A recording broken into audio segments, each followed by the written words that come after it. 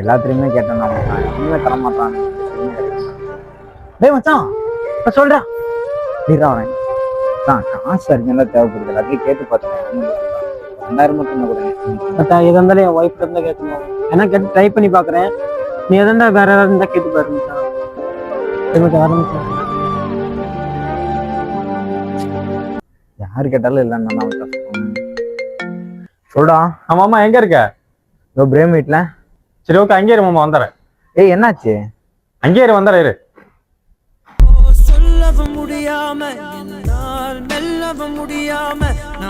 ஆமா இது புடி, இதுல 5000 ரூபா இருக்கு. ஏய் எனக்கு வேணாம்டா. ஆமா புடி மாமா, இனிமே உனக்கு செலவு ஏதாவது வந்துச்சுன்னா என்கிட்ட கேளு. ஏய் நீயே கஷ்டத்துல இருக்க. ஆமா புடி மாமா.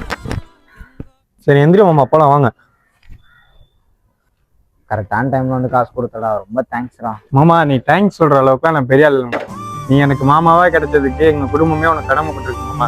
எனக்கு என்னவோ உங்க அக்கா என் கூட வந்து ரொம்ப கஷ்டப்படுறாங்க. உங்க வீட்டுல இருந்தீங்க கூட சந்தோஷமா இருந்தீங்க. மாமா உங்ககிட்ட காசு பணம் மட்டும் தான் இல்லை, மற்றபடி எங்க அக்கா நான் பார்த்த வச்சு எங்க அக்கா அவங்க கூட தான் மாமா சந்தோஷமா இருக்கா. நீங்க லவ் பண்ண காலத்துல எங்க அம்மா அப்பா புரிஞ்சுக்காம பணக்கார மாப்பிள்ளைய கல்யாணம் பண்ணி வச்சாங்க. நிம்மதியா இருந்தாலா? டைவர்ஸ் ஆச்சு. ஆனா அந்த லவ் மறக்காம நீ வந்து மறுபடியும் கல்யாணம் பண்ணி மாமா. அந்த மாதிரி மனசு யாருக்கு மாமா வரும்? மாமா அவங்க 2 பேர்த்த பார்த்து நல்லா ஒன்று புரிஞ்சுக்கிட்டேன் மாமா. காசு பண்ண பெருசு இல்லை மாமா, பிடிச்சவங்க கூட வாழ்ந்தா மட்டும் தான் மாமா நிம்மதி. உட்காருங்க மாமா. நீ ஏன் மாமா என்ன மாப்பிள்ளைன்னு கூப்பிட மாட்டீங்க? டேய் உங்க அக்காவை பாக்குறதுக்கு முன்னாடியே ஒண்ணு எனக்கு தெரியும்டா. சின்ன வயசுல இருந்து ஒன்னா வாடா போறான்னு சொல்லிட்டு திடீர்னு மாப்பிள்ளன்னு எப்படா போடா.